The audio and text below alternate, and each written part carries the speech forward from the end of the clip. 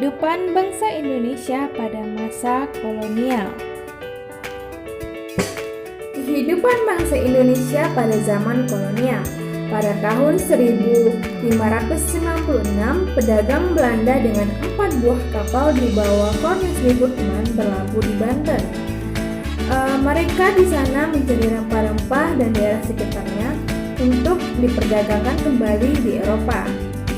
Namun, akibat kekerasan dan kurang menghormati rakyat Banten, para pedagang Belanda diusir dari Banten. Pada tahun 1598, pedagang Belanda kembali lagi ke Indonesia dengan 8 buah kapal dan disambut baik oleh Sultan Banten yang bernama Abdul Mufakir. Sejak saat itulah adanya hubungan perdagangan pedagang Belanda di Indonesia. Adanya hubungan baik dengan perdagangan dengan pedagang Belanda sehingga membuat perdagangan Belanda yang ada di Indonesia semakin maju. Namun tujuan Belanda itu berubah. Belanda ingin menjadi penjajah yang kejam dan sewenang-wenang melakukan monopoli perdagangan, imperialisme ekonomi, dan perluasan kekuasaan untuk mencari keuntungan serta kekayaan, mengurangi persaingan pedagang antar pedagang lainnya. Para pedagang Belanda datang ke Indonesia hanya 3G. Yang pertama gold, yaitu kekayaan. Yang kedua glory, yaitu kejayaan. Ketiga, gospel, menyebarkan agama. Indonesia pada masa VOC. Alasan VOC didirikan karena adanya persaingan pedagang Belanda sendiri. Adanya ancaman dari komisi dagang lain seperti Inggris dan melakukan monopoli perdagangan di Indonesia. VOC memiliki hak istimewa atau disebut dengan hak oktroy. Yang pertama, hak memonopoli perdagangan. Kedua, memiliki tentara sendiri. Ketiga, melakukan perjanjian dengan raja-raja Indonesia. Keempat, mencetak uang. Kelima, membuat benteng. Keenam, mengumumkan perang. VOC juga memiliki hak pungut pajak. Yang pertama, verpliti referenti, yaitu adalah kewajiban raja pribumi untuk membayar pajak dengan hasil bumi kepada Belanda. Yang kedua adalah kontingen, di mana para rakyat harus membayar pajak sewa tanah kepada Belanda. Indonesia pada zaman masa Belanda I. Tahun 1807 sampai 1811, Indonesia dikuasai oleh Republik Batam bentukan Napoleon Bonaparte, di mana Napoleon mengangkat Herman William Dannes menjadi Gubernur Jenderal Indonesia pada tahun 1808 sampai 1811.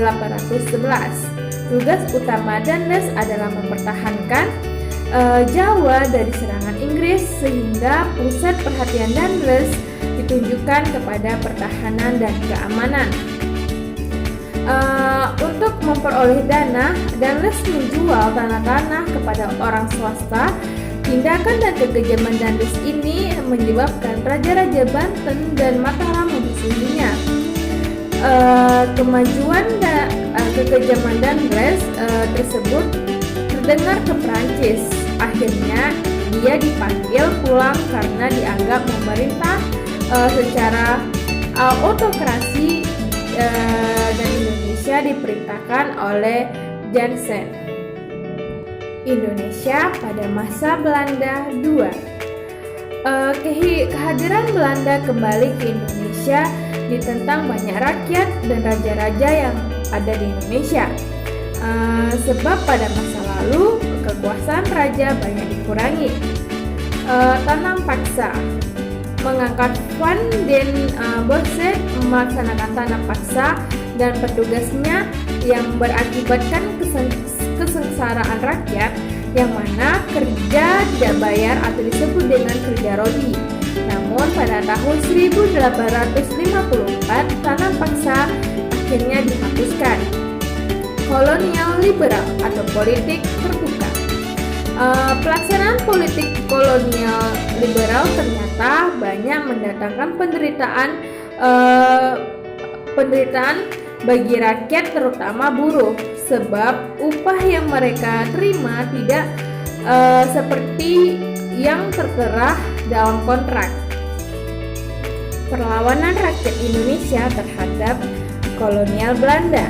Yang pertama adalah perlawanan Kapitan Patimura pada tahun 1817. Kedua, perlawanan Patri pada tahun 1821 sampai 1837. Ketiga, perlawanan Pangeran Diponegoro pada tahun 1825 sampai 1830. Yang keempat, perlawanan Aceh pada tahun 1873 sampai 1904. Kelima, perlawanan Sisingamaraja 12 dari Tapanali pada tahun 1878 sampai 1907. Yang keenam, perlawanan Banjar oleh Pangeran Antasari. Yang ketujuh adalah perlawanan Patih Jelantik dari Bali. Itulah tadi kehidupan bangsa Indonesia pada masa kolonial. Saya akhiri. Assalamualaikum warahmatullahi wabarakatuh.